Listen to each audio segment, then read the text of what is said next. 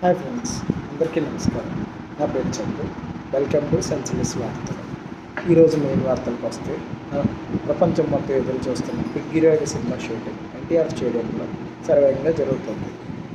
చందు వినయ్ కుమార్ డైరెక్షన్లో లోకేష్ పాటికొండ, వి వెంకటరత్నం, విహారి గారు ఈ సినిమా నిర్మిస్తున్నారు.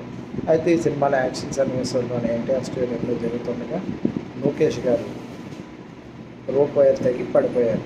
కాలు ఫ్రాక్చర్ అయిందని హుటాహుటిగా తీసుకెళ్తుండగా ఆ సినిమా ప్రొడ్యూసర్ అయిన లోకేష్ గారు వెంటనే ఆపి ఫ్రాక్చర్స్ వేసి వెంటనే షూటింగ్ కంటిన్యూ చేయమని అడిగారు.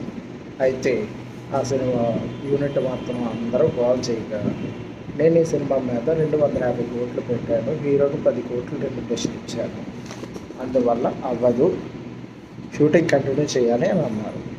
అయితే కొంతమంది అయితే అంటాను, ఇలాంటి ఇదే రకం ప్రొడ్యూసరు, ఇదే దిక్కుమల ప్రొడ్యూసరు, డబ్బే ముఖ్యమా అని అన్నారు. దీని మీద మీ ఒపీనియన్ ఏంటో చెప్పండి.